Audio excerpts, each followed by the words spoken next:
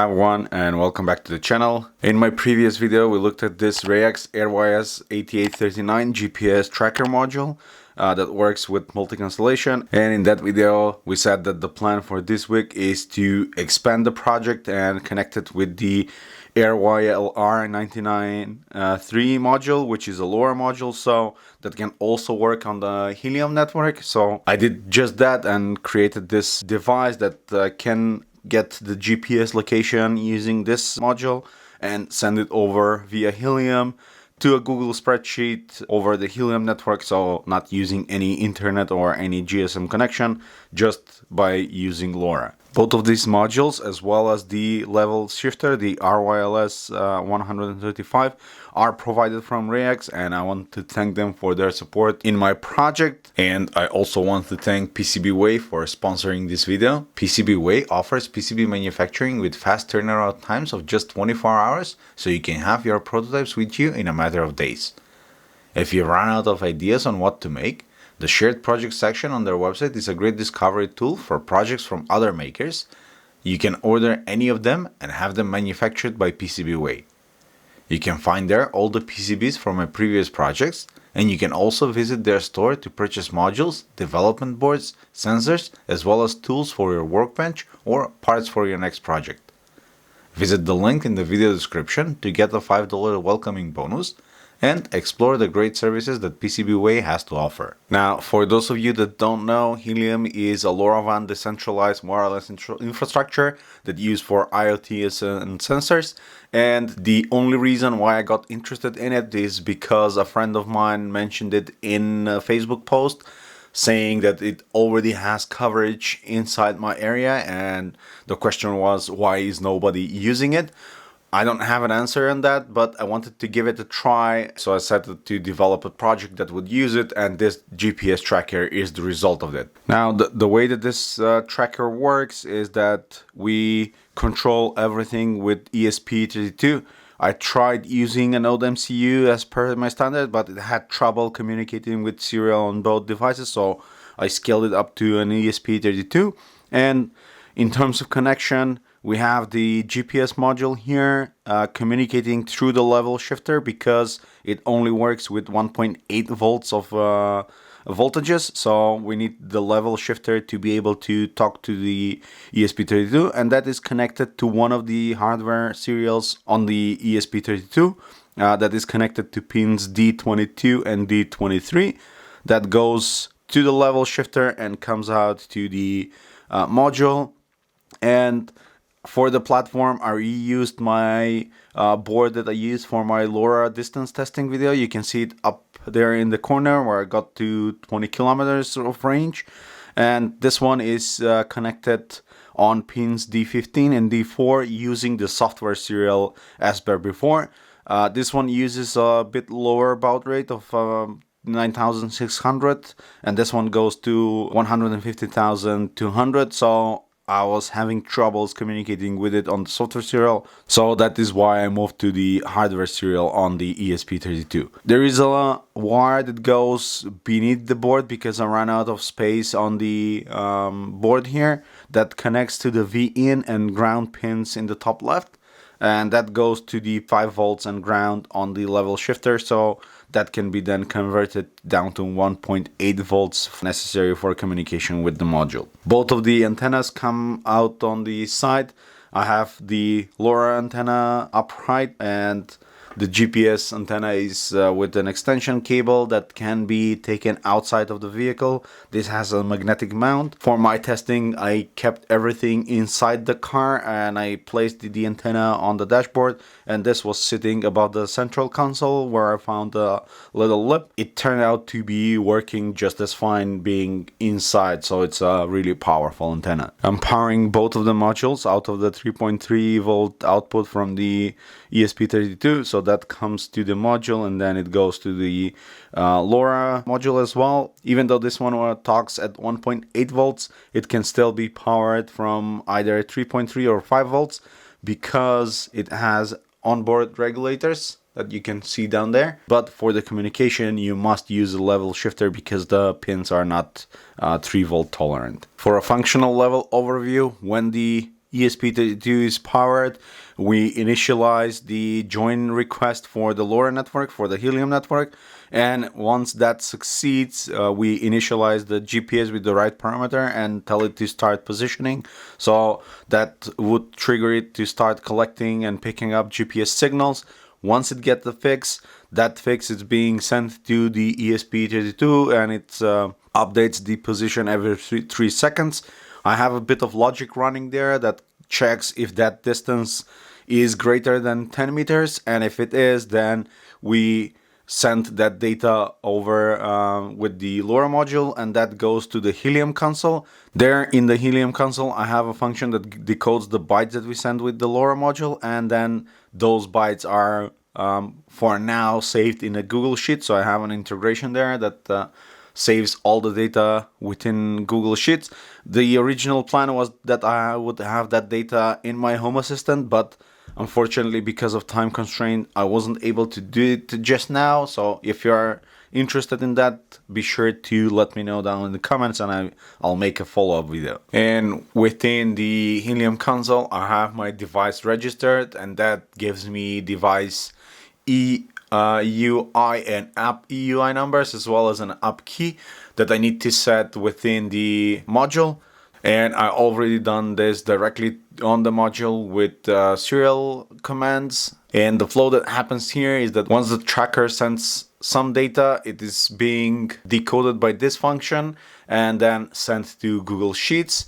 If we look at the function, we would see that we are basically just sending a byte array to the module, and we're decoding that byte module into the individual components of the data that we send, and it is latitude, longitude, and altitude. Once we go to look at the Arduino code, we would see that we are using a protocol called Cayenne Low Power Payload, and that's something that's specific for LoRa, because LoRa is a network where you are not allowed to send too much data, but you only have data for some certain type of sensors and actuators, so it has to be a small payload.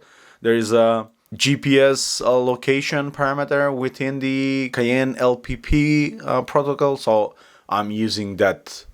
And once that arrives, that's being decoded and then sent to the Google Sheet. The Google Sheet integration works through Google Forms, so I have a form created with the 3 questions, latitude, longitude, and altitude, and those are the parameters that we are actually sending from the Helium console, and those get stored within an attached Google Sheet. So you could see these are the locations with the latitude, longitude, and altitude that I recorded during my test run last night. Because we have all the data logged, we can then extract it as a CSV, convert it to a KML file, and have it displayed on any of the apps. And that would look something like that. So you could see this is where I started my run.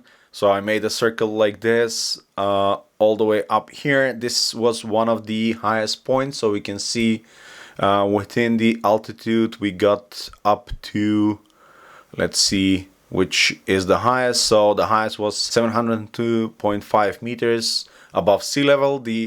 Where I started is 611, and then I drove and I finished here on this parking lot in front of one of the supermarkets here locally. Now, the code that makes all of this possible is here. I'm gonna have it in the related website article on my website, so you can have a look at and try the code yourself. I'm using 4 libraries. I'm using the hardware serial from the ESP32. I'm using software serial, and this is the ESP software serial library for communication with the LoRa module. I'm using the Tiny GPS Plus library for decoding of the GPS signals that are received by module, and I'm using the Cayenne LPP to convert that data that I'm gonna receive from the GPS module and reduce it in bytes and send it over via LoRa. The LoRa serial communication is done through pins 15 and 4 on the ESP32, while the GPS communication is done through pins 23 and 22. And as I said before, one of them is defined as a software serial through the ESP software serial library, while the other one is a hardware serials, and I'm using the UART port 2 because I still want to be able to use the normal serial, and during the test run I would monitor the data coming in from the console monitor here in the Arduino IDE. We have few variables. One of them is if we are joined to the Helium network or not, and the other one is the last latitude and longitude position that we had with the module, and with that we check if we've moved for at least 10 meters, and then we only send the data. If we are stationary, we don't really send any location data. That is just to save some of the tokens, because the Helium console cost tokens. So I'm currently have 58 left, and I started about 250 that you get for free with every new account, but you could purchase more. They really cost really small amount, something like $0.0001 for one credit, which is a 124 byte packet. At the setup function, we initialize the serial communication with the computer, with the LoRa module, and with the GPS serial, and we wait a bit for them to stabilize. Then we try to send the initial LoRa command to join the predefined network. I don't have the network definitions here because I did them beforehand through the serial monitor here. You would see that I have an interface that I can talk to both of the modules. We check for any communication back if we've connected or not. And we also tell the GPS to go into idle mode, so waiting for communication. Then within the loop function, I have this check for the regular serial, and if there is a data provided that I can type in directly, then I check if that data starts with LoRa, then I know to send whatever command I have afterwards to the LoRa module. Or if it starts with GPS, then I can send that to the GPS module with the dedicated functions that I have for that. And I also have one special command there that I call it current GPS, and whenever I type the current GPS, then I would get the current position from the module, I would get the distance from the previous point that I have, I would get the altitude and the failed checksum count. This is to be able to debug the data, and also I would instruct the device to send that data over to LoRa, so kind of forcefully setting this position inside the Google Sheets document. Then if we didn't had any serial data or we finished the handling, then I would check for LoRa data. This is a function that listens for the LoRa serial communication, and if we have something coming in from the LoRa module, then we are checking what that is. When we issue the join one command, then if everything goes smoothly and as expected, then we would get an event message from the LoRa module that says that we've joined the network. So I'm printing that we've joined Helium and also setting the flags to true.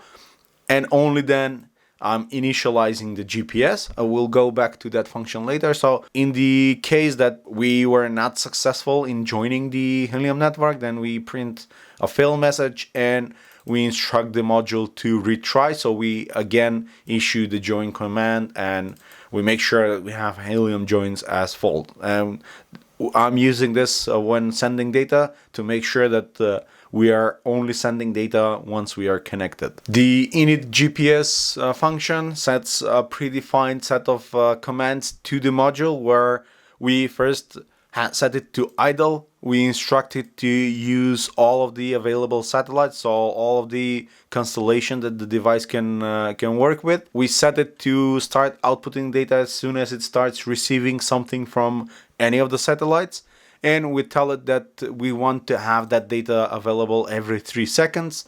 After all of that is set, we can tell it to start positioning and start to actively listen to GPS data and figuring out the position based on the signals received. We have a function that whenever we have data from the GPS, we feed that to the encode function of the GPS library. And when that returns true, that means that we have a position available. So we have a function that handles that location. Within that function, we first check if the GPS location that we've got is valid. And if it is, and if this is the first time that we are seeing a GPS position, then we are writing that, okay, we got the initial position of the module and we are sending that data to the LoRa network. If this is not the first location, so once we had set the initial location, then we are checking if the distance between the two locations, so the current one and the one that we have before, is larger than 10 meters. So this function would give you the distance in meters between the 2 points. If that position is larger than 10 meters, then we update the last known position to the current one, and again we send that data to the LoRa module. And here's where the Cayenne LPP library comes in. We first reset any of the data that we had before. We call a function at GPS where we send the latitude, longitude, and the altitude. And then we have a function that sends the LoRa command where we send the whatever we have as a byte array within that buffer and the size. The send LoRa Cayenne function receives that data and constructs an AT command that is used by the LoRa module. So all of the bytes are appended and then they are sent to the LoRa serial if we are connected to Helium. If not, then we just gonna have a message that gonna tell us in the console that the data was not sent. When I started the test run, you could see the communication that happens with the module. So you would see that at the beginning, the initial join failed, but then we were able to retry it and succeed in joining Helium and start initializing the GPS. That after a while got us to getting the initial position, and you would see here that we started to have at least one position in the log. So that was enough for me to give me a clue that the whole thing worked, and I was starting to getting position. So I started driving around, and after a while we would see that we were starting to get the location data being piled up in the Google Sheet.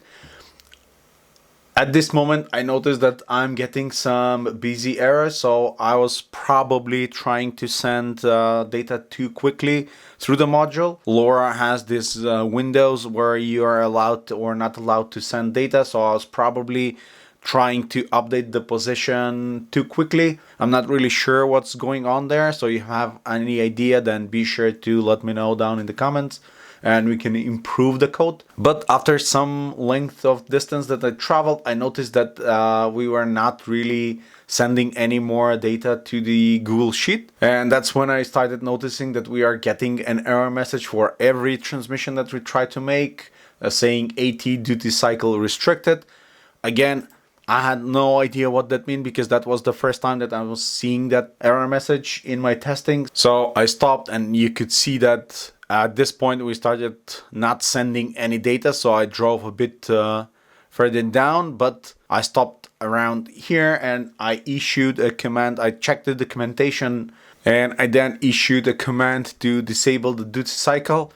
I'm not really 100% sure what that did to the module, but I was able to then continue sending the data successfully through the Helium Network and onto the Google Sheet. I continued driving and I then drove through the city. You could see here that depending on the speed of the car, the position of the points in between is different. So you could see that here I was running kind of slowly, then here we have a traffic light, so you'd see that I was slowing down and then stopped at the traffic light and then moved on to go and make a circle to this highest point in town and then go down back through one of the main street and onto this parking lot. So you could basically see exactly where I left my car, so we know that the tracker works. Once we have that data inside the Google Sheet, then we can use a service like this one that I found online, my geodata map, that we can convert this CSV to a KML file that looks something like this. And you would see that we have the latitudes, longitude, and the positions as a point coordinate, with the name being the timestamp that that information was added to the spreadsheet, and that KML would then result us with this path. It's a bit of a manual process, but for the time being, that would serve a nice purpose. Let me know down in the comments if you're interested to see this whole current and live position being transferred into Home Assistant. If that's something that you're interested, maybe I would revisit this in a future video. And with all of that said, I'm gonna wrap up the project and the video right here. I know that the project is still a bit rough, but it's a proof of concept, and we proved that we could get the GPS and send it over to a Google spreadsheet with the Helium network that I have locally available in my area. So that should open the ground for further project. If you have any ideas, be sure to leave them down in the video comments. Also, check the sponsor links because sponsors is what makes these videos possible. You can check all of the links to the modules down in the video description from Reyax, and I would see you all in the next one. Cheers!